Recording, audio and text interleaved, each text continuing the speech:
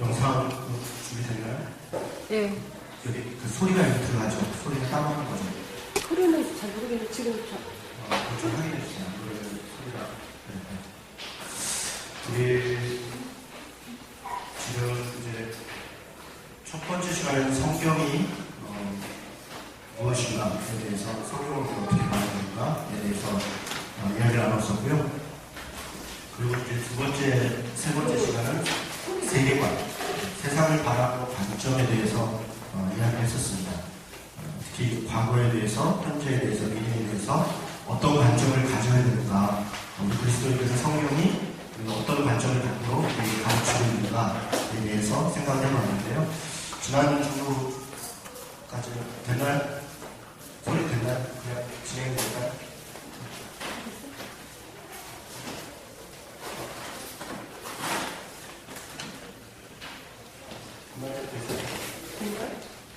소리 됐나요?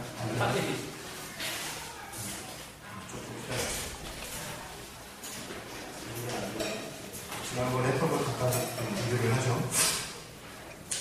세상을 바라보는 그런 관점이 있다는 거죠. 모든 사람에게는 다 어쨌든 자기가 세상을 바라보는 안경 같은, 창문 같은 그런 프레임이라고 하는 것좀 이렇게 틀이 있고요. 뭘로 바라보느냐에 따라서 세상을 바라보는 관점이 다른 거죠. 우리 그리스도인들은 성경적 관점으로 세상을 바라봐야 된다. 이렇게 말씀을 드렸고요. 성경의 관점들 가장 중요한 것은 그리스도인들은 거듭난 사람입니다. 그리스도 안에서 새로 태어나는 관점. 그 새로 태어났다. 그리스도 안에서 새로운 피조물이 되었다라고 하는 의미가 사실은 세상적인 관점에서 성경적인 그리스도의 관점으로 내 생각이 바뀌었다. 가치관이 바뀌었다라고 하는 그런 의미가 가진 이야기를 드렸습니다. 그리고 세상은 오늘도 일직선적인 역사가로 되었다. 세상을 만드신 분이 처음 시작이 있고 세상은 끝이 있다. 처음 만드신 어떤 존재가 있다는 거죠. 어떤 존재. 우리는 그걸 하나님이라고 하는 것이고 세상을 만든 분이 있고 세상은 끝이 있다. 라고 하는 어떤 일직선적인 또 혹은 유실론적인 세계관으로 우리는 세상을 바라봅니다. 이런 거죠. 처음 시작을 우리는 창조라고 하는 관점에서 세상을 바라보고 있다. 우리가 여기까지 지난주에 했었고요. 그리고 그 과정 중에 성경이 가르치는 관점 혹은 예수님이 세상을 어떻게 바라보셨는가, 예수님이 세상을 어떻게 대하셨는가라고 하는 관점으로 우리도 현재를 바라보는 가치를 가져야 된다라고 하는 이야기를 오늘 좀 더 도출해 살려고 하는 거고요. 그리고 마지막은 종말이 있다는 겁니다. 마지막은 끝이 있다. 끝이 있다라고 하는 관점에서 우리가 마지막을 보고 또 그렇게 우리가 삶을 살아가야 된다. 이제 그런 얘기죠. 창조했을 때 하나님은 보시기에 좋았다, 심히 좋았다. 이렇게 세상을 창조했는데 문제는 우리가 살아가고 있는 이 현재의 세상은 타락한 세상이라는 거예요. 타락한 곳이다. 타락한 곳이다. 그래서 완전히 인간 전적으로 부패한 존재이지만 그러나 이 타락한 세상 가운데도 하나님께서 은총을 주셔서 일반적 은총으로 자연과 또 이성을 통해서 하나님을 알아가는 혹은 하나님의 형상인 그 선함들을 여기 세상 가운데 우리는 찾아가거나 만날 수 있다. 이런 얘기죠. 창조하고 타락했다. 그리고 예수 그리스도에 의한 구속, 이 특별히 구속, 구원을 통해서 우리는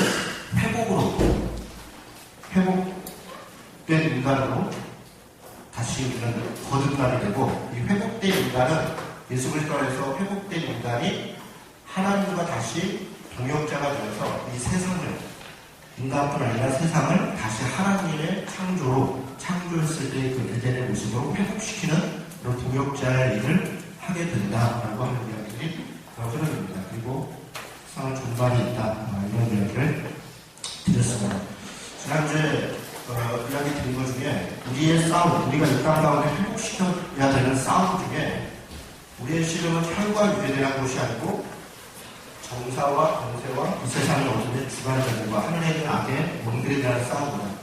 우리의 싸움이 정사, 어떤 권세, 어떤 어둠의 주관자, 하늘에 대한 악의 영들에 대한인데 이런 것들이 하나님을 대적하여 높아진 어떤 견고한 진이라는 겁니다. 그리고 그 본도후서 10장 4절 5절에 이야기입니다. 에베소서 6장 12절에서 이렇게 이야기하고 있는 거고요. 하나님을 아는 높아진 것이 있는데 이런 것들, 그러니까 정치적인 것, 권력적인 것, 어둠의 세상의 어떤 주관적인 것들이 그냥 성취된 것이 아니라 본도후서 10장 4절 5절에 어떤 이론이 있고 어떤 생각이 있고 하나님을 대적하여 높아진 어떤 생각, 사상들이 이론이 되고 이론이 이념이 되고 이념이 문화가 되어서 하나님을 아는 것으로 대적하는 어떤 실제적인 것들이 이 세상 가운데 존재하게 됩니다. 우리의 싸움은 그냥 막연하게 소위 영적인 싸움이 아니라 실제적으로 잘못된 것들을 바로 잡아가는 그런 싸움이라는 겁니다. 이게 우리의 싸움의 현재의 모습이다. 이번 말씀을 드렸고요. 이번 말씀 제가 드렸죠? 네. 그랬던 것 같습니다. 그 다음에 이제 현재를 바라보는 관점 중에 굉장히 중요한 관점이 하나가 예수님이 이 세상에 인간으로 오셨잖아요. 하나님이 성육신에서 인간으로 오셔서 이 땅 가운데 인간으로 살아가셨던 그 모습이 사실 우리 인간들이 따라야 되는 가장 대표적인 모습인 거죠. 그러니까 인간은 어떻게 살아야 되는가? 라고 했을 때 예수님이 이 땅에서 살았던 모습처럼 인간이 살아야 되는 거죠. 그것이 하나님이 세상을 창조했을 때 인간에게 요구했던 그런 모습을 하나님 예수님이 이 땅에 오셔서 우리에게 사는 것이고 우리도 그렇게 살도록 요구하는 거예요. 그러니까 우리가 예수를 믿는다. 우리가 예수를 믿는다라고 할 때 이 믿음이라는 것은 그냥 우리 선한간에다 놓고 나 구하고 싶은 거 구하는 게 아니라 예수님의 생각을 따르는 것이고 예수님이 행동했던 것, 태도와 어떤 행동을 따르는 것이죠. 우리가 예수를 믿는다는 것은 예수님이 생각한 것처럼 우리도 생각하려고 하는 것이고 예수님이 행동한 것처럼 우리도 행동하려는 거죠. 어디서? 내 삶의 자리에서. 예수님이 2000년 전에 그 삶의 자리에서 그렇게 사셨던 것처럼 우리도 우리 삶의 자리에서 그렇게 살려고 하는 것이 예수를 믿는다라고 하는, 예수를 믿는다라고 하는 사실 이것을 포함하는 얘기입니다. 내가 예수 믿는다, 예수 믿으면 구원받는다 라고 하는 것은 예수님의 생각과 예수님의 행동에 내가 동참한 것이고 예수님의 생각과 행동에 동참함으로 하나님의 동력자가 되어서 그 일에 참여한다는 것입니다. 그럼 예수님은 어떻게 사셨는가 몇 장면을 좀 보도록 하겠습니다. 여러분 오늘 제가 우리 성경 구절을 여러 구절 적어놨는데요. 예를 들면 이런 거죠. 예수님은 6월절 큰 행사가 있었습니다. 6월절이 있어서 모든 흩어져 있었던 이스라엘 민족들이 다 와서 하나님의 성전에서 제사를 지냈는데 예수님과 그 제자들이 성전에 들어와서 이 장사하는 사람들을 내쫓습니다. 그 장면 기억나시죠? 장사하는 사람을 내쫓아요. 그리고 동물들을 환전하고 동물들을 매매하고 하는데 그 내쫓고 또 돈을 환전하는데 그걸 뒤집어 엎습니다. 굉장히 유대한 행동이죠. 사실 예수님이 하나님이시고 하나님 이전에 그냥 인간으로서도 그냥 제사하고 있는 그 수많은 사람들의 기대를 생각할 때 거기서 그렇게 운동을 부린다는 것은 사실 있을 수 없는 행동을 하는 것이죠. 그런데 예수님이 왜 그런 행동을 했는가? 그렇게 해놓고 예수님이 도망가지 않고 거기 서서 거기 앉아서 사람들을 가르칩니다. 그리고 대제사장과 서기관과 장로들과 이런 사람들은 처음에 선뜻 나와서 그들을 내쫓지 않고 하나님께 시간을 보내죠. 그러고 난 다음에 와서 예수님한테 물어봅니다. 네가 무슨 권세로 이 같은 일을 했느냐 이렇게 묻습니다. 그때 예수님이 뭐라고 얘기합니까? 대답할 수 없다. 나도 한 가지 묻겠다 이렇게 얘기합니다. 뭐라고 묻냐면 세례 요한이 무슨 권세로 그 같은 일을 했느냐 이렇게 묻습니다. 그럼 세례 요한이 무슨 일을 했습니까? 세례 요한이 빈 들에서 광야에서 사람들에게 세례를 줬어요. 세례를 주기 전에 회개하라 천국이 가까웠다 이렇게 이야기를 했습니다. 많은 사람들이 회개를 선포했고 그리고 그들에게 세례를 줬어요. 그런데 수많은 사람들이 온 유대와 인도의 큰 사람들이 세례 요한에게 와서 세례를 받았고 그 세례 요한이 예수님의 오심을 예비했다 이렇게 성경을 기록하고 있습니다. 예수님은 지금 당시에 그 세례 요한이 무슨 권세로 그 같은 일을 했냐고 당시의 권세자들한테 물어보는 거예요. 당시의 권세자들은 자신은 제사장이고 이 사람은 서기관이고 이 사람은 장로고 그래서 어떤 권한이 있다는 거예요. 자기 위치, 포지션이 있다는 거예요. 나는 이런 사람이기 때문에 이런 일을 한다라고 하는 것을 권세로 생각했습니다. 그것을 권세로 생각하고 그리고 무슨 돈이 있고 자리가 있고 이걸 권세로 생각하는 거예요. 그런데 예수님이 볼 때 당시 세례 요한은 돈도 없고 힘도 아무것도 없는 거죠. 그런데 많은 사람들이 와서 그에게 세례를 받습니다. 그리고 그에게 묻는 거예요.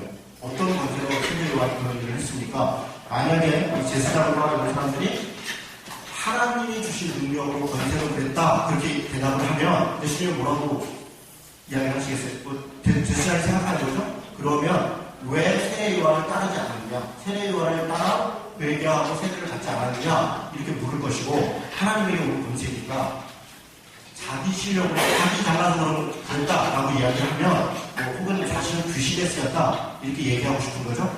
그렇게 얘기를 하면 많은 사람이 세례 요한을 쫓음으로 밀라주나 물을 마실까 하여 대신에 뭐라고 대답하냐면 나도 모르겠다. 대답할 수 없습니다. 이렇게 얘기해요. 참 청문회장에 끌려온 높은 사람들하고 똑같은 거죠. 다 기억도 안 나고 대답도 못하고 모르겠고 선서도 안 하고 이러는 거죠.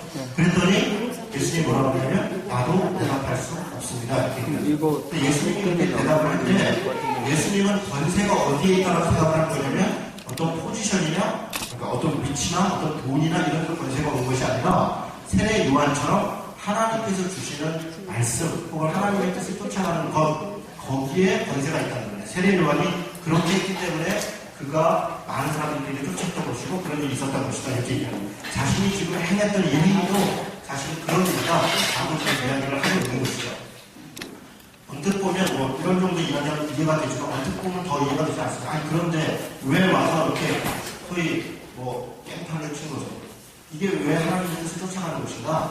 당시 시대를 좀 이해해야 됩니다. 당시에 지중해죠. 예루살렘이 있습니다. 예루살렘은 이렇게 산으로 돼 있고 이쪽에도 이렇게 산이 돼 있어요. 이거를 예루살렘에 있는 산이라고 하고 이거를 감람산이라고 합니다. 감람산의 이 뒤쪽이 베달리 이런 곳들이에요. 예수님께서 예루살렘에 오시면 주무실 데가 없으니까 이런 데서 주무십니다. 그런데 당시에 어떤 일이 있었냐면 요 감람산의 중턱에 농장이 있어요. 농장에서는 소나 양이나 이런 것들을 키웁니다. 누가 키우냐면 이 제사장들 또 사두개인들 서기관들이 농장을 키웁니다. 왜 농장을 이런 걸 키웠냐면 6월절이 무슨 절기가 되면 흩어져 있던 유대인들이 여기 와서 이제 제사를 지내는 거죠. 그럴 때 소나 양이나 이런 걸 끌고 올 수가 없잖아요. 끌고 올 수가 없으니까 여기 와서 돈을 바꾸고 그 바꾼 돈으로 재물을 삽니다. 그 재물을 팔려고 하는 거예요. 그래서 근데 이들이 제사장과 서기관과 이런 사람들의 친인척들이 일을 했습니다. 이건 제가 얘기하는 게 아니라 실제 학자들이 연구해보면 다 이런 일들이 당시에 있었습니다. 당시에 대제사장과 서기관, 사두개 이런 사람들은 사내들이 교회라는 것을 만들어 놓고 이스라엘을 다스렸습니다. 이것은 종교적 기구이기도 하고 동시에 정치적 기구예요. 종교적 기구는 우리가 이해가 됩니다. 우리는 제사장으로 서기관들이 가고 있고 사내들이 모여있으니까 당연히 종교적 기구예요. 그런데 이게 왜 정치적 기구인가? 로마가 이스라엘을 다스릴 때 사내들을 통해서 세금을 걷었습니다. 사내들이 세금을 일반 사람들 세리를 고용을 해서 총독도 그렇게 했지만 사내들에 있는 사람들도 세금을 걷어서 그 일부를 축복하고 일부를 로마에 바쳤습니다. 또 독자적으로 정전세와 종교세를 또 따로 걷었어요. 그렇게 해서 그런 것을 통해서 자기 나라 이스라엘을 다스렸습니다. 정치적 기구이고 종교적 기구입니다. 뜯어먹는 게 많죠. 세금을 통해서도 이익을 착취했고 당시 이스라엘에 있는 땅의 거의 80에서 90%를 이 사내들을 중심으로 한 종교 지도자들이 다 가지고 있었습니다. 이스라엘 사람들은 거의 5% 정도 되는 사람들이 땅을 다 가지고 있었고 그때 당시 땅이 산업의 전체에서 나머지 한 80, 90% 되는 사람들은 다 소작을 해요. 소작을 통해서 뜯기고 종교세, 성전세로 뜯기고 로마에 내는 세금으로도 뜯기고 그렇게 엄청난 폭리를 취하면서도 1년에 한 번, 혹은 2번 제사를 지낼 때 쓰는 소나 양도 자기네가 키워서 폭리를 취해서 또 이익을 취했다고 해요. 그리고 심지어는 그 말씀을 가만히 보면 성전 안에 장사하는 치가 있었습니다. 성전의 물론 여러분들 이방인의 뜰이죠. 여기 뭐 성소가 있고 지성소가 있고 이렇게 있고 여기 이방인의 뜰 여기서 장사를 하는 거죠. 그런데 상식적으로 사람들이 여기서 장사를 하면 안 되는 겁니다. 장사는 밖에서 해야 됩니다. 장사는 다른 사람들도 있었어요. 이들은 안에서 장사를 했어요. 장사하고 있는 이들은 누구냐면 사내기와 공예에 관련된 사람들의 친인척들입니다. 특혜를 받는 거죠. 그래서 하나님, 예수님이 그들을 내쫓으면서 내가 기도하는 집을, 내 아버지의 기도하는 집을, 만민의 기도하는 집을 너희들이 강도의 구려로 만들었다. 강도의 구려라는 것은 도둑놈 소굴로 만들었다. 너희들이 도적질을 하고 있다. 이렇게 이야기하는 거죠. 이렇게 놓고 보면 예수님의 행위라고 하는 것은 단지 어떤 이렇게 얘기하면 이런 여러 가지 억압과 폭력에 맞서는 사실 그런 정의로운 행동이죠. 정의로운 행동을 행하는 거죠. 그리고 나서 세대 이방을 얘기하는 겁니다. 당신들이 이런 권한과 돈과 권력을 가지고 있다고 해서 다른 사람들이 이렇게 뺏고 저렇게 뜯고 저렇게 뜯었지만 세대 이방은 요즘 말씀을 잘하고 저 스스로는 얻는 건 아무것도 없이 그렇게 살았다. 뭐가 진짜 권세인가? 라고 하고 이게 예수님의 생각입니다. 그렇다면 우리가 예수님의 생각과 행동을 따른다는 것은 이런 생각과 행동을 따른다는 걸 의미하는 겁니다. 예수님의 생각과 행동을 따른다는 것은 이런 생각과 행동을 따른다는 걸 의미한다는 거죠. 좀 더 다른 이야기를 해보겠습니다. 한 가지만 더 얘기하고 넘어가겠습니다. 예수님이 예루살렘에 왔다가 사마리아라고 하는 지역으로 지나갑니다. 여기가 유대이고요. 당시에 이렇게 상중민이 있었어요. 여기가 사마리아, 여기가 나사렛 지역입니다. 사실은 나사렛 지역은 유대인들이 부르는 지역이고 이런 아람의 딸이 시리아, 지금 시리아죠. 시리아 지역입니다. 그래서 예수님도 아람어를 썼어요. 여기 보세요. 여기 밑에 보고 있을 거 하나도 없죠? 네, 저를 보시면 됩니다. 사마리아 지역은 유대의 역사 속에서 남북이 갈라졌을 때 북이스라엘에 속하는 지역입니다. 여기는 아스리아도 멸망했고 이주정치를 했기 때문에 혼혈족이 됐습니다. 여기가. 유대만 남아있을 때 이들은 멸망했고 혼혈 정책을 썼다고 해서 유대인들이 이쪽 북이스라엘 쪽 사람들을 똑같이 이방인 취급했습니다. 자기 민족 취급하지 않았습니다. 그래서 이방인에 대해서는 같이 불가촉 총리예요. 만나지 않습니다. 여기에 일부 있었고 여기에 일부 있었던 사람들은 뭐 역사적 가지고 있는데 인정을 했습니다. 자기들 유대인들은. 여기 일부 인정하고 여기 인정했습니다. 예수님이 예루살렘에 왔다가 나사렛 지역으로 가려고 할 때 이렇게 지나가면 가깝잖아요. 그죠? 그런데 당시 유대인들은 이로 지나다니지 않았습니다. 왜냐하면 사마리아 사람들은 더러운 사람들이고 이방인들이고 이렇게 돌아다녔습니다. 이렇게 돌아갔습니다. 이쪽 이렇게 해안가로 돌아가다가 그간마을 지나서 이쪽으로 돌아갔습니다. 더 오래 걸렸죠. 그걸 통해서 자신들은 깨끗한 사람이고 거룩한 사람이다 이렇게 생각을 했습니다. 그런데 예수님이 어느 날 예루살렘에서 나사렛으로 가는 길에 사마리아를 통과합니다. 제자들이 만류합니다. 예수님, 남들처럼 하지 왜 사건 치냐, 사고 치냐, 이러는 거죠. 예수님이 지나갑니다. 따라와. 그러고 그냥 갑니다. 수가성이라는 곳에 가서 여인이 물을 들어오는 여자를 만났습니다. 물 좀 달라고 얘기합니다. 그때 여자가 남자가, 그것도 유대인이 나한테 왜 물을 달라고 해요. 남자와 여자가 말을 해서도 안 되고, 더군다나 유대인과 사마리아는 말을 해서도 안 됩니다. 안 되는 조건을 두 가지 이상 가지고 있는 예수님이 여인한테 물을 달라고 합니다. 그때 여인이 그렇게 얘기하면 예수님이 내가 누군지 알면 어쩌고저쩌고 그렇게 얘기가 됩니다. 여인이 얘기합니다. 당신들은 저 산에서 제사해야 된다고 우리는 이 산이라고 하면 사마리아 산을 얘기합니다. 이들은 사마리아 산에서 제사를 해서 이들이 하나님을 믿지 않았던 게 아닙니다. 하나님을 믿었습니다. 그런데 약간의 호락지가 된 거죠. 호락지가 된 것을 믿었습니다. 이 산이라고 하면 예루살렘 산을 얘기합니다. 어느 산에서 제사를 해야 구원을 받겠습니까? 하나님의 자녀가 되겠습니까? 이런 물음을 한 거예요. 예수님이 뭐라고 얘기하니까 이 산도 저 산도 아니다. 이 산도 저 산도 아니고 진정으로 예배할 때 보니 신령과 진정으로 예배하는 자가 구원을 받는다. 어떤 장소, 어떤 위치 이렇게 중요하지 않다는 거예요. 오케이. 여기서 무슨 얘기를 하고 싶습니까? 사마리아라고 하는 이 불가촉 이방인들이 사는 곳 그리고 어떤 죄를 졌는지 모르는 어떤 여인과의 만남을 예수님은 서스름 없이 했다는 거예요. 서스름 없이. 그게 예수님의 생각이고 행동입니다.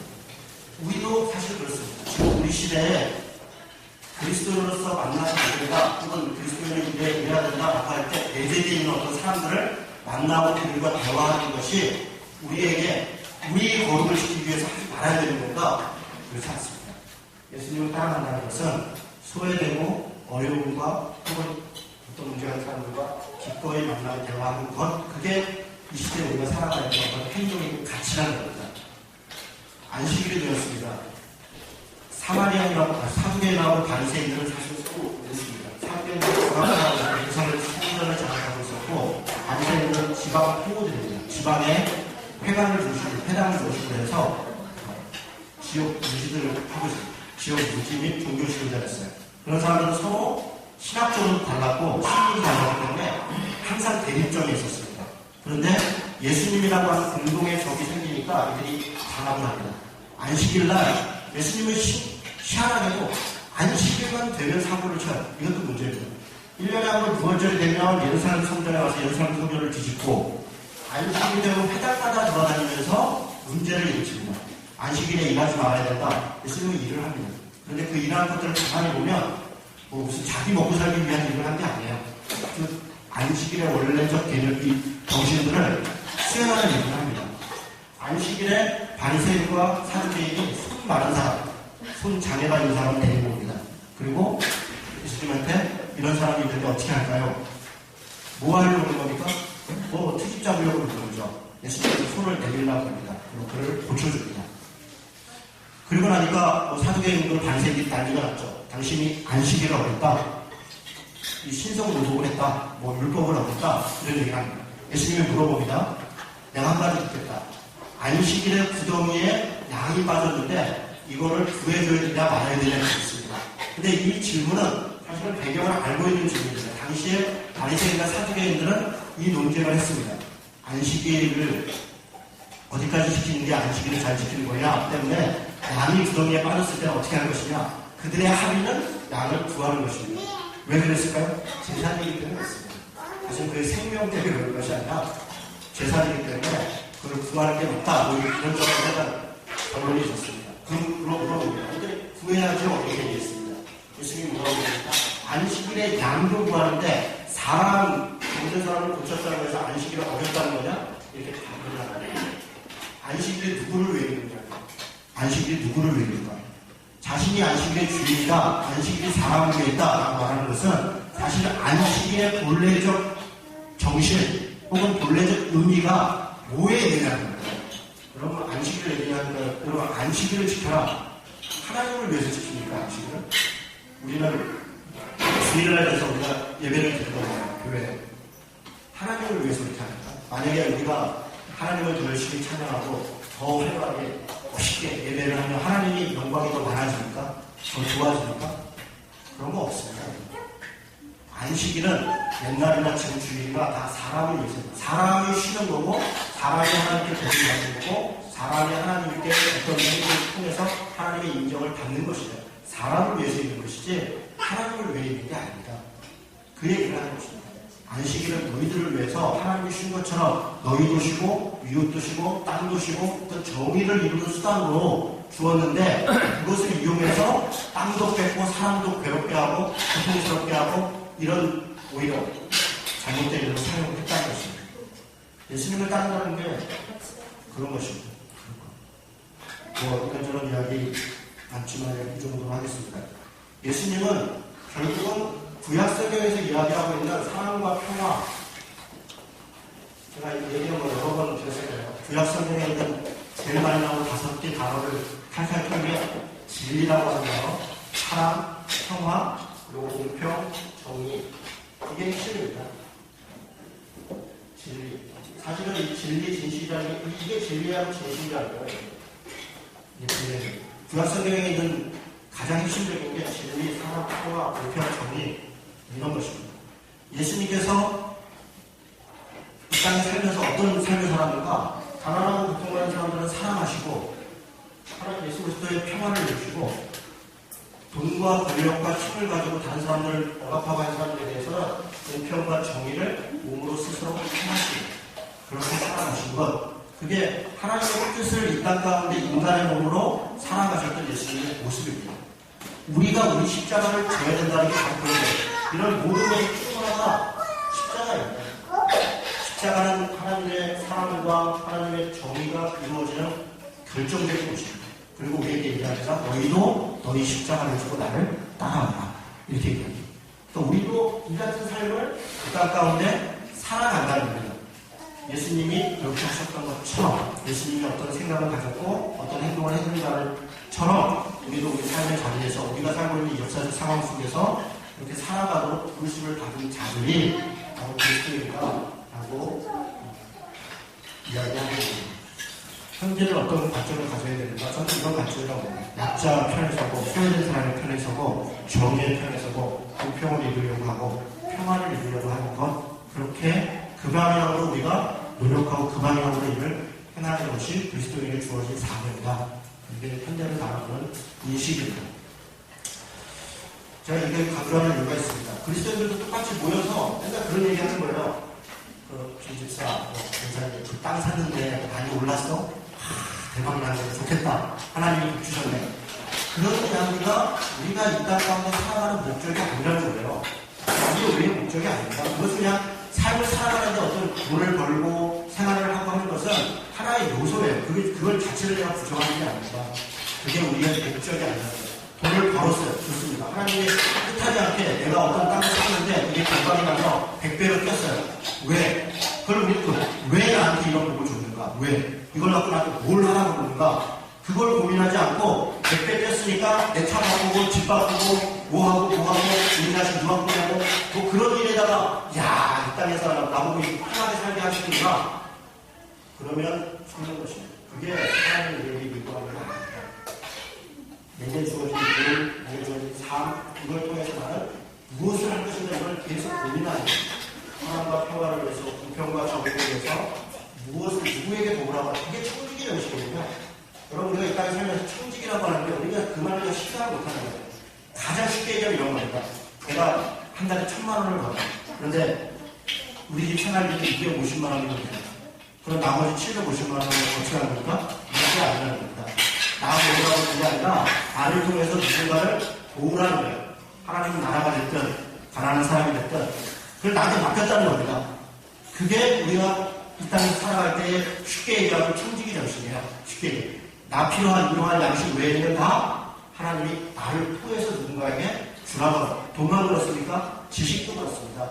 지식도 그렇고 관계도 그렇고 내가 가지고 있는 은사랑 어떤 달란트도 마찬가지입니다. 어떤 사람은 이 가지고 있는 어떤 은사, 어떤 관계적인 장점들 이런 것들은 사실은 내가 살아가는 데는 필요한 것 외에는 다 남을 위해서 내려줄 거예요. 남이라고 하는 것은 그냥 다른 사람과 하나님 나라와 그 일을 구하라는 게 사실 그런 의미입니다. 그런 의미입니다. 그래서 일단 살아가는 가치가 있습니다. 미래는 어떤가 간단하게 얘기했습니다. 미래는 종말이 있다는 겁니다. 우리는 이 땅이 우리가 이렇게 노력하면 하나님의 나라로 회복하라 했으니까 하나님의 동역자가 돼서 열심히 노력하면 에덴 동산이 이 땅에 이루어질 것이다 라고 생각하기 쉽습니다. 그러나 그렇지 않습니다.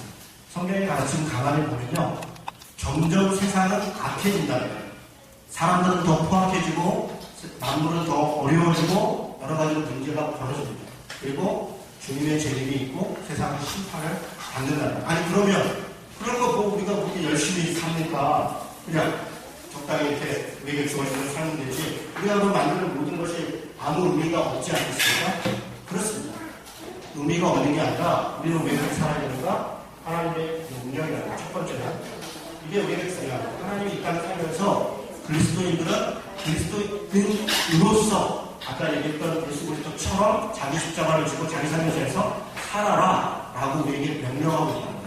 그리고 우리한테 당연히 그것이 우리의 의무입니다. 이게 첫 번째이고 두 번째는요. 이 땅에서 우리가 만드는 모든 선한 것, 그냥 선한 것이라고 합시다. 그게 학문이 됐든 문화가 됐든 또 관계가 됐든 무엇이 됐든 다 선한 것, 좋은 것 이것은 없어지는 게 아닙니다. 종말에 대해서 우리가 잘못 이해하는 것의 대표적인 게 새롭다라고 하는 거예요. 새롭다. 새 하늘과 새 땅 혹은 새 예루살렘을 만들 때 그 새롭다라고 하는 단어를 재갱신, 무슨 얘기냐면 완전히 무너뜨리고 새로 만드는 것으로 생각하는 그렇지 않습니다. 이거는 재창조가 아니라 갱신입니다. 그러니까 뉴가 아니라 니입니다. 니.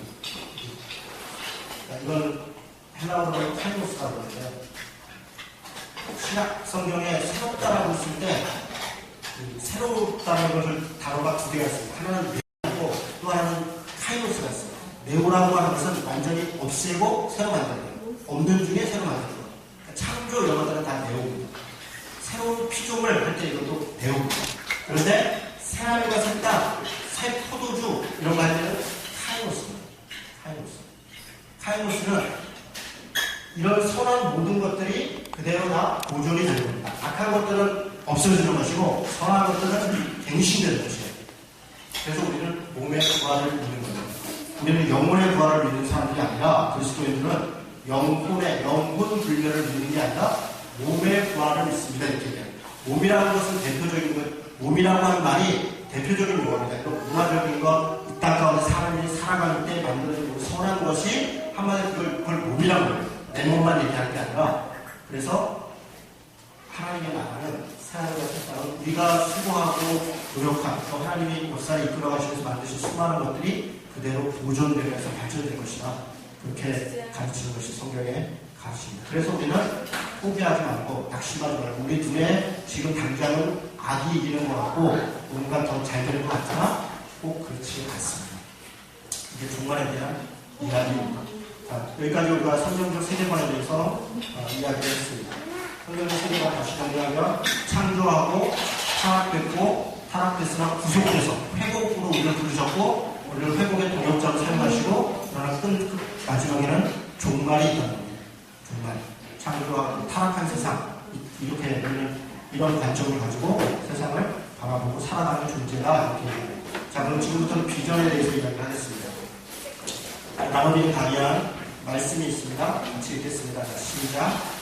육시가 없으면 백성이 강자의 행하거와 율법을 지키는 자는 복이 있는가. 비전 설교하거나 강의할 때 늘 대표적으로 읽는 말씀이죠.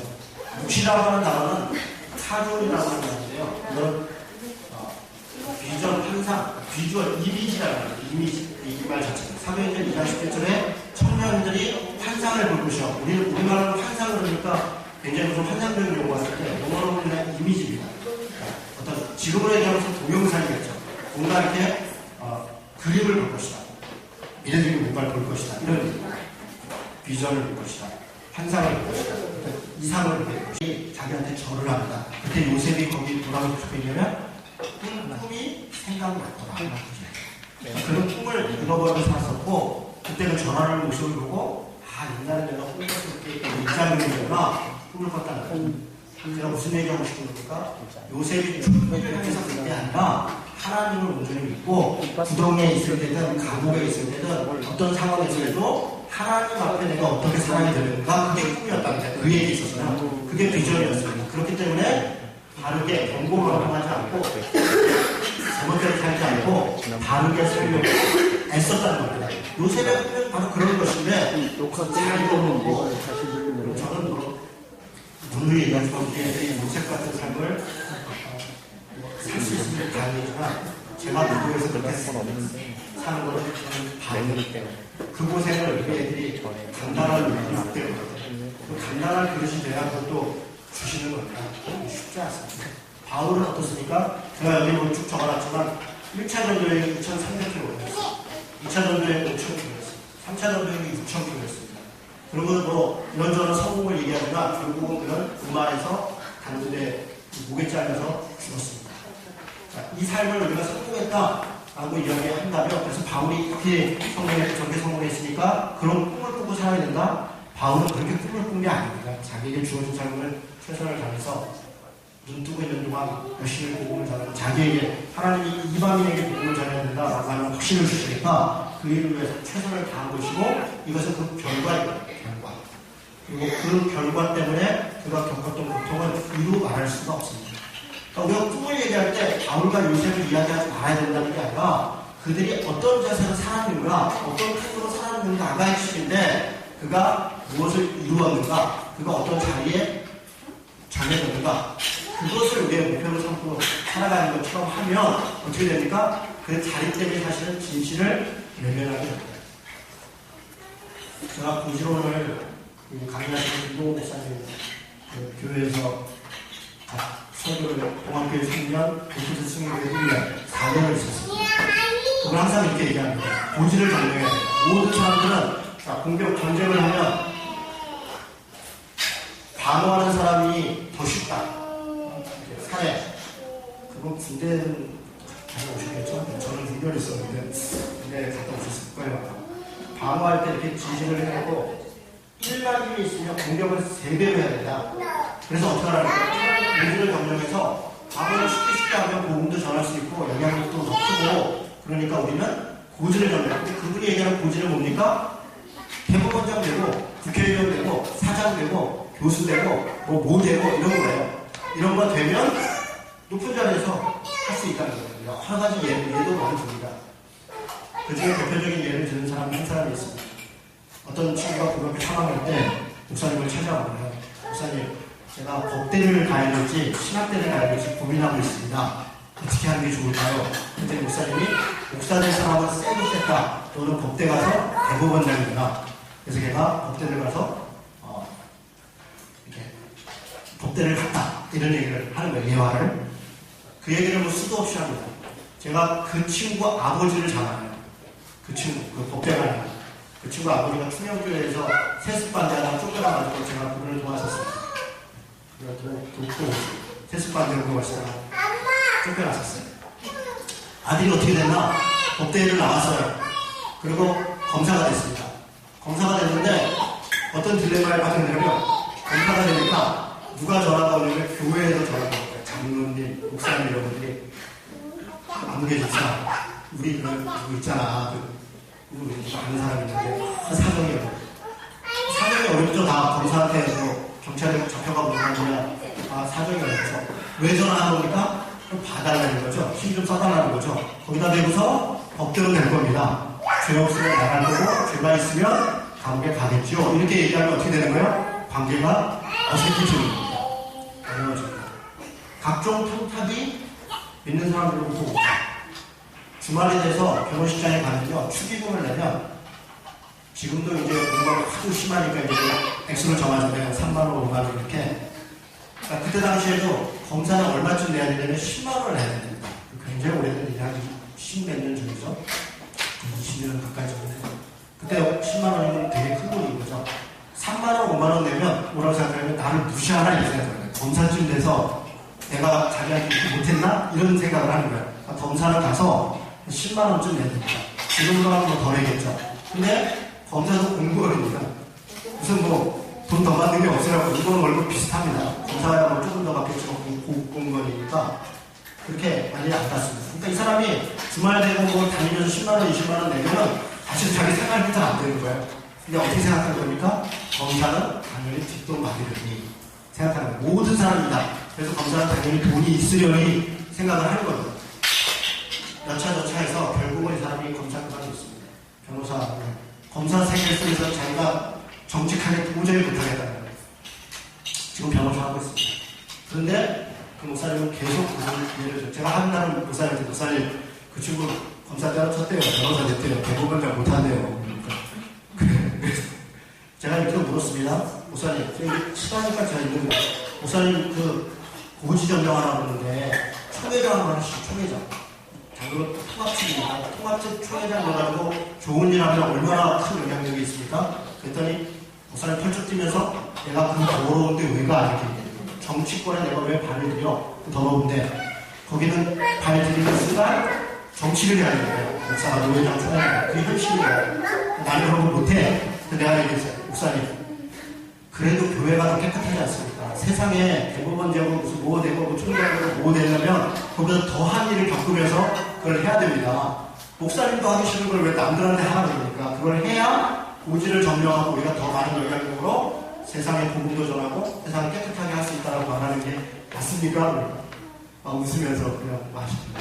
그런데 여전히 지금도 그 강의하세요. 말이 안 되죠? 말이 안 됩니다. 고지를 점령한다는 것, 뭔가를 획득하는 것, 그게 우리의 꿈이 아닙니다, 사실. 그럼 뭔가, 몇 가지 얘기해요. 비전이 아닌 것, 세 가지 문제 얘기해요. 첫째는 꿈. 여기서 얘기하는 꿈은 뭐냐면 공허한 망상입니다. 행동과 결과에 책임이 없는 것. 쉽게 얘기하면 개꿈. 그냥 꿈꾸는 거야. 나는 뭐가 될 거야. 나는 뭐가 될 거야. 아무런 책임도 노력도 하지 않고 그냥 머릿속에 들고 기도하면 하나님이 해준다. 그러면 제일 유명한 방법이요. 내가 공부 진짜 안 했는데 열심히 공부했더니 하나님이 시험에 합격하게 됐어요.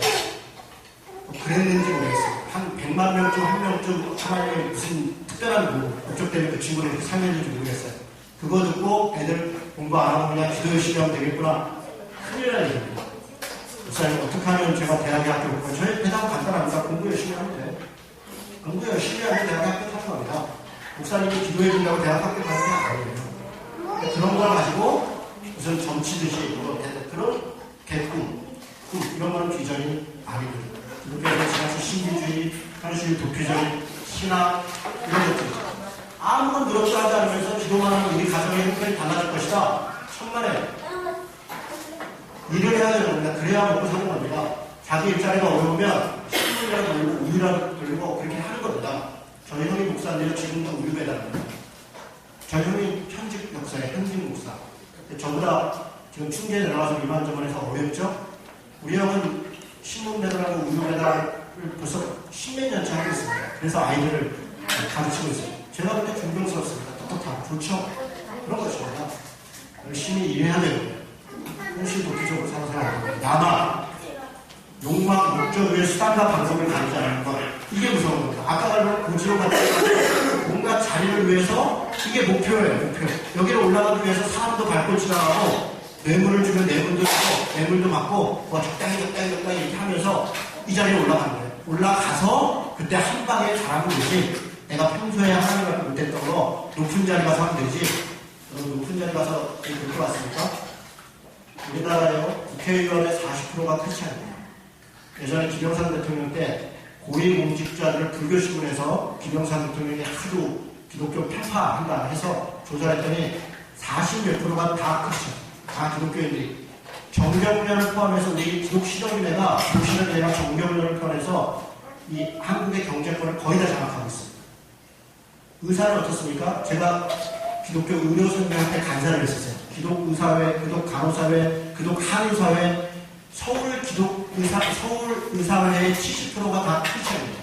서울의사회의 서울 지역 의사회의 70%가 서울 지역 기독의사회 회원들이에요.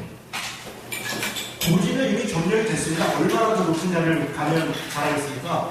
우리 한국에서 가장 불쌍하게 있다는 다 기독교들이 갖고 있다는 과언이 뭘 얼마나 더 가지겠습니까? 전혀 사실이 아니에요. 이미 다 증명이 끝났습니다. 사람이 높은 자리에 올라가면 더 잘할 거라는 것은 환상입니다.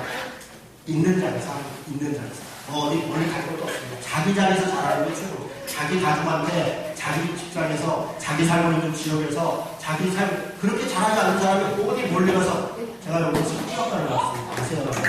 성교학과를 나왔는데 제 동기 40명 중에서 다 들어오면 뭐 자기 아프리카 선교가 꿈이에요. 어디가 꿈이에요. 다 그래요. 제가 보니까 걔네들 중에 선교사를 쓰는 거 하나도 없어요. 자기 삶에 대해서 전도하는 친구들 한 명도 본 적이 없어요. 뭐 선교하는 게 얼마나 없어요. 남이 나라 가서 복음을 전했는데 자기가 있는 곳에서 복음을 안 전하는 애들이 무슨 딴 데 가서 복음을 전하겠습니까? 믿을 수가 없습니다. 저는 제 동기들 중에 선교사 하는 친구들 정말 믿을 만한 사람 친구에게 생각이 안 됩니다. 개 먹여 살리는 게 제 사명이 아니에요. 제대로 선교를 하는 친구. 그거는 그 삶이 이 땅에서 증명이 되는 게 아니에요. 내 눈앞에서 증명도 아니니 선교적으로 잘하는 것이죠. 그거는 믿을 수 없습니다. 아마 십자군 문제인이 인디안 정복이 큰 노예함이 이런 걸 통해서 기독교의 우월감 아마 또 크라크 선교사인가요? 일본에 가셔서 보이스앤 뒤에 무시 이렇게 얘기하잖아요. 그 뒤에 한 단어가 빠졌죠? 인 크라이스트. 그분은 원래 그렇게 얘기했습니다. 우리가 교과서에서 이용할 때 인 크라이스트를 뺀 것이다. 그리스도 안에서 야망을 가지고 그래서 비전을 가져야 됩니다. 꿈을 갖고 그리스도의 나라, 하나님 나라를 위해서 그 나라 그 위에 살아라라고 하는 것이지 무슨 자리, 위치 이야기하는 게 아닙니다.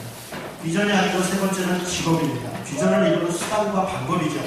우리 아이들한테 묻습니다. 너 커서 뭐가 될래? 이렇게 물어보면 당연히 뭐가 될래요? 직업을 얘기합니다. 그런데 이렇게 묻습니다. 너 어떤 사람이 될래? 어떤 사람이 될래? 어떤 사람이 되려고 물어보는데 나 의사가 될래요? 나 회사원이 될래요? 나 연예인이 될래요? 라고 얘기하면 동문서답. 무슨 직업을 갖느냐보다 더 중요한 건 어떤 사람이 되느냐. 어떤 가치를 갖고 어떤 삶을 살아가는가. 그것은 어떤 직업을 갖는가와 관계없습니다. 어떤 직업을 갖고 있든지 간에 그 일을 할 수 있어요. 내가 어떤 사람이 되려고 하는데 어떤 직업이 더 유리할 것인가, 그게 수단이 될 수 있습니다. 목표가 되는 것이 아닙니다. 직업을 비전으로 가르치는 것은 대단히 잘못된 것입니다. 저는 제가 이번에서 1년 사이에 직업도 몇 번 바뀌었어요. 지금은 목사를 하고 있지만요. 제가 앞으로 언제까지 목사할지는 아무도 모릅니다. 제가 직업이 정말 많이 바뀐 사람이에요.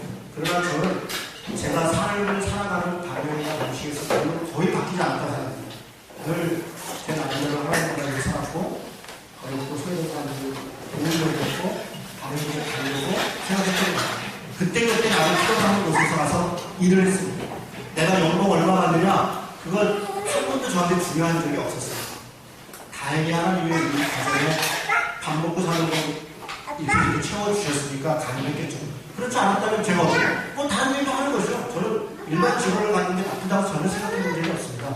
그런 일들을 했고, 제가 군대에서 직업군인으로 4년 있었잖아요. 아주 재밌게 했습니다. 저는 크리스천 군인이나 모자르다고요, 크루세이더, 십자가 군별 이런 걸 종류가 아닌데, 크루세이더, 다 크루세이더 딱 붙여놓고 군대에서 제가 직업군인을 있는 동안 정말 최선을 다했습니다. 아빠도 잘했을 것 같죠? 굉장히 잘하는 군인이었어요. 군인으로서도 열심히 살았고요. 크리스천으로서도 열심히 살았어요. 제대를 하기 싫었어요. 거기 한국 같이요.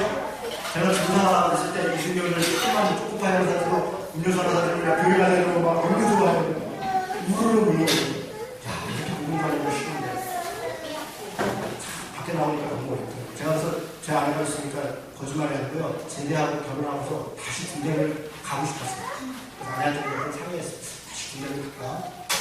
그런 생각. 왜냐하면 일단 여기가 힘들어서가 아니라 거기 너무 좋은 시작, 오장이 있는 거야, 오장. 거기 가면 정말 복음도 잘 전할 수 있고, 정말 내가 조그만 힘이지만 훨씬 많은 영향력을 미칠 수 있는데, 참, 내가 또 체질에도 맞고, 그런 생각도 했을 정도로, 무슨 얘기를 하고 싶은 겁니까? 직업은 다양할 수 있다. 내가 어떤 삶으로, 어떤 태도로 사느냐에 달린 거예요. 그게 우리 그리스도인들에게 중요한 것입니다. 들어가겠습니다. 비전이 뭔가요? 자, 여기 보십시오. 하나님의 비전과 나의 욕망이 언제나 충돌합니다. 자, 아까 제가 이제 말씀드렸습니다. 창조가 있고, 탄압을 했고, 욕망이 있다. 하나님의 비전은 뭐냐? 하나님이 세상을 창조하시고 세상을 이끌어가는 섭리예요. 계획이에요. 역사예요. 경륜이에요. 이게 하나님의 비전입니다. 무슨 얘기입니까? 하나님의 시대에 이걸 놓고서 그냥 밖에서 이렇게 멀찍이 바라보고서 너희들 열심히 살아. 잘 산 사람은 내가 천국, 잘못 산 사람은 지옥. 이런 분이 아니라 하나님은 우리에게 인격적으로 아브라함과 이삭과 야곱의 하나님, 아브라함과 이삭과 야곱의 하나님이라는 게 뭡니까? 이진호와 나중상과 정현들의 하나님 이런 걸 알아요. 내 삶에 각자의 삶에 개입하시고 그걸 인도하시는 인격적인 하나님이라는 거예요. 국가마다 나라마다 시대마다 하나님이 그 시절에 안타까워하시는 것들이 있는 거예요. 그것이 하나님의 비전입니다. 자, 우리나라 여기 있다고 칩시다. 중간에 이만큼 있고 우리나라가 여기 있고 나는 여기에 있는 거예요. 이진호를 하나님이 2013년 이 시절에 이 시대에 여기에 태어나게 하시고 여기서 목사를 하게 하신다면 우리 한국교회, 우리 한국이라는 상황, 이 지역이라는 상황 속에서 나는 쓰고 싶은 곳이 있는 것입니다. 나는 쓰고 싶은 데가. 그렇지 않습니까? 그거를 찾아가는 게 중요합니다. 내 비전, 내가 어떻게 살아가고 내가 뭘 먹고 이게 중요한 게 아니라 하나님이 지금 시대에 무엇을 원하는가? 그건 굉장한 차이가 있습니다. 여러분 일제시대에 우리 민족에게 있어서 하나님의 비전은 뭐였을까요? 저는 독립이라고 생각합니다. 하나님의 공평과 정의를 결정될 때 대한민국이 독립되는 그것이 굉장히 중요하다. 유일한 남북 분단 국가에서 제가 왜 통일을 위해서 매번 기도하자는 건지 아십니까? 전 세계에서 유일한 남북 분단 국가에 있기 거기에 우리가 민족으로 태어난 사람들에게 통일이라고 하는 것은 저는 우리 국가의 가장 시대적 생명이다. 하나님께서 원하실 것이고 우리는 그 일을 도와야 된다. 저는 그 가장 중요한 중요하다고 생각합니다. 이런 것들이죠. 하나님의 비전이 있습니다. 거기에 내가 그 비전 가운데 어떻게 기여할 것인가, 하나님이 사용될 것인가, 이것이 우리의 고민인 것입니다. 내가 있는 내 삶에, 내 직장에 나를 왜 보내셨는가, 나에게 왜 이 일을 하게 하셨는가, 그를 고민해야 되는 거예요. 그냥 여기서 돈 벌어서 그냥 내 가족 살리라고 했나보다, 가족을 먹고 사는 게 나쁘다거나 우리를 폄하하려고 하는 게 아닙니다. 자기 가족 잘 부려하는 게 사실 1차적 삶이에요. 굉장히 중요한 삶입니다. 그리고 그걸 넘어서서 시대적이고 민족적이고 이런 일에 내가 나에게 내 필요한 것 이상 주신 것을 어디다 쓰기를 원하십니까? 라고 하는 것을 우리는 고민해야 된다는 거예요. 소명으로 그를 부르시고 우리에게 그 사명을, 그게 사명이에요. 그걸 발견하는 거. 통찰력이 중요합니다. 또 관점이 중요해요. 그래서 세계관이 중요한 거예요. 어떤 관점으로 볼 것인가, 통합적으로 바라볼 줄 아는 거예요.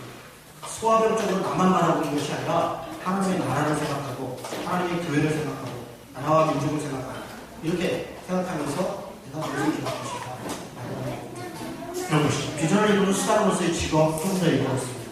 노동의 가치 제가 이 비전을 설명하지 않아도 여러분 어떤 사람들은 노동을 형벌이다. 에덴 동산에서 죄지고 쫓겨날 때 그냥 준 형벌이기 때문에 우리가 먹고 살기 어쩔 수 없이 하는 거다. 그건 고장으로 보는 겁니다. 성경의 여러 분들을 보면 노동이라고 하는 직업이라고 하는 우리에게 주신 것은 하나님의 복입니다. 그것을 통해서 우리는 우리의 가진 어떤 은사나 달란트를 발휘하는 것이고 우리의 하나님의 사역에 동역하는 것이고 이런 것들 우리에게 노동을 준 것. 그래서 노동을 폄하한다는 건 대단히 유치한 거예요. 우리 개신교에는 그런 거 없습니다. 그런데 목사는 노동자가 아니다. 그래서 생존될 수 없다. 이런 논리가 얼마나 유치한가요? 목사가 왜 노동자가 아닙니까? 목사가 당연히 노동하는 것이죠. 제가 지금 얼마나 열심히 일하고 있습니다. 한 시간 동안 얼마나 열심히 일을 하고 있어요. 이렇게 열심히 일을 해서 월급을 받고 살아가는 겁니다. 또 하나님의 나라의 가치를 위해서 기여하는 것입니다. 노동은 대단히 중요하고 소중한 것이다. 직업 선택식 고려할 게 있습니다. 첫 번째는 하나님의 기준에 대한 이해가 있습니다. 아까 말씀드린 이런 것입니다. 나만 먹고 사는 것이 아니라 내가 지금 살고 있는 시대, 나라, 국가, 지역이 어디인가에 대해서 고민이 있어야 합니다. 그런 것 속에서 나는 무엇을 할 것인가? 라고 하는 것. 두 번째는 달란트입니다.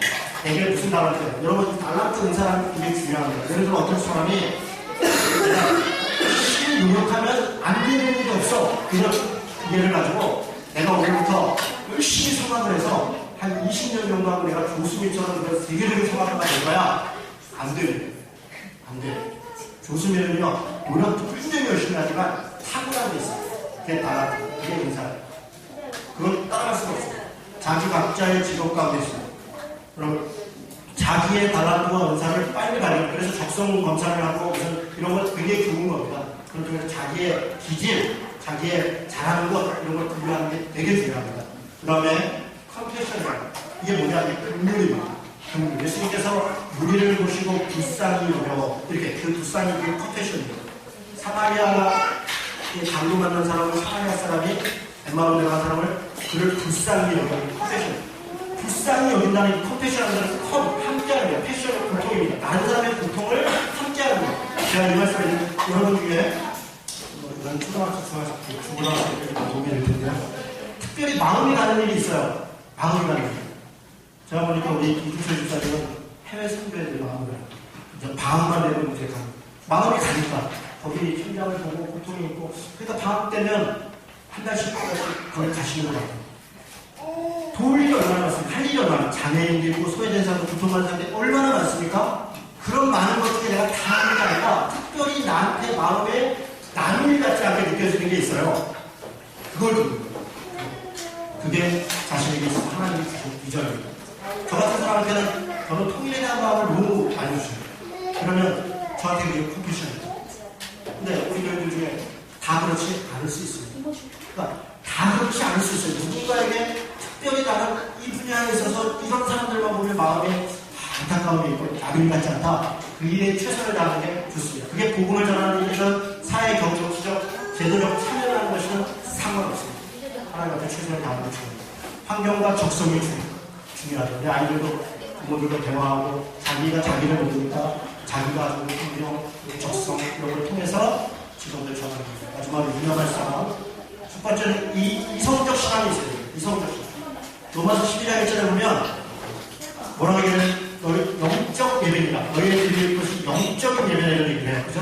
이스라엘 공부하지 말고 어쩌고저쩌고 해서 영적인 그 영적이라는 단어가 사실은 로기코스라는 단어인데 로기코스라는 말은 합리적인 이성적인 이런 얘기예요. 이 세상에서 우리가 삶을 통해서 드리는 예배는 그냥 이렇게 드리는 소위 이런 소위 영적 예배가 아니라 합리적이고 이성적인 그런 생각을 가지고 내 삶의 자리에서 살아가야 된다는 겁니다. 그게 로기코스, 영적 생활 예배를 이런 거예요. 내 삶의 자리에서 그냥 맨날 교회 얘기만 하고 앉아서 그냥 무슨 영성이 어떻게 있는데 안 믿는 사람 그런 대화하면서 막 이렇게 소위 자신이 믿음이 좋다고 생각하는 사람은 착각하는 겁니다. 교회에서만 쓰는 언어를 가지고 다른 사람들하고 사용하고 그 답답한 TV 방송까지 나와가지고 그냥 신학적 용어가 없고 이런 얘기를 하는 교수님이 답답한 거죠. 그렇게 해서는 안 됩니다. 통상적, 합리적인 생각을 갖고 설득하고 대화할 줄 아는 겁니다. 현장성, 아까도 여러 번 얘기했습니다. 노크로스, 노크라. 고통이 없으면 연루관도 없죠. 내가 있는 내 삶의 자리가 하나님이 내게 주신 땅끝이다. 이게 중요합니다. 내게 있는 내 삶의 자리가 땅끝이에요. 여기서 공부 안전한 사람 나가도 공부 안전합니다. 여기 있는 자기 가족, 자기 옆에 있는 사람한테 자기 주머니 이렇게 나누지 못하는 사람이 누구에게 당한 사람이 아니겠습니까? 그런 건 없습니다. 현장 실천력이 좀 중요하다. 자기 삶의 자리가 중요하다. 자족은 뭐 강조하지 않고 좋죠. 외모, 지금, 달란트, 환경 등 천차만별이죠. 가장 중요한 것은 자족하는 것입니다. 자족하지 않으면 열등감에 빠지면 자만심에 빠집니다. 이게 다 문제예요. 자존감은 가져야 돼요. 자만심에 빠져서도 안 되고 열등감에 빠져서도 안 되고 자족하지 않으면 우리가 하나님의 자녀로서 성실하게 당당하게 살아갈 수가 없습니다. 자기 자족하는 거 중요합니다. 자기 세계는 확장입니다. 영성, 사람, 지리, 역량 이런 것들을 확장하는 게 중요한데요. 이 얘기를 제가 다음 주에 좀 더 나가서 하겠습니다. 마지막으로 결과로 못할 자입니다. 제가 청지기 당시 말씀드렸습니다. 같은 자다. 이걸 잊어서는 안 됩니다. 풍요의 심리. 풍요의 심리 어디서 옵니까? 하나님 우리에게 주신 것은 풍성한 삶을 주셨어요. 풍성한 삶. 이미 우리에게 풍성을 주었다는 거예요. 열등감에 빠지면 아무것도 할 수 없습니다. 조그만 것 가지고 열등감을 대단해서 오는 게 아닙니다. 조그만 것 어떤 걸 하나에 자꾸 천착해서 거기에 몰입하면요. 자기의 무한한 가치를 완전히 성취하게 됩니다. 하나님이 내게 풍성을 주셨다. 나는 지금 내가 있는 삶에 대해서 최선을 다해서 살아가는 걸 중요하게 생각합니다. 자, 오른쪽으로 이야기를 하고 다음 주에 조금 부족한 것도 더 이야기를 하고요. 다음 주부터 하나님의 나라에 대해서 2주간 진행을 하도록 하겠습니다. 한 주는 다음 주 하나님 나라하고 그리고 이제 교회에 대해서 2번 정도 더 진행하면 되겠습니다. 마쳤습니다. 수고하셨습니다.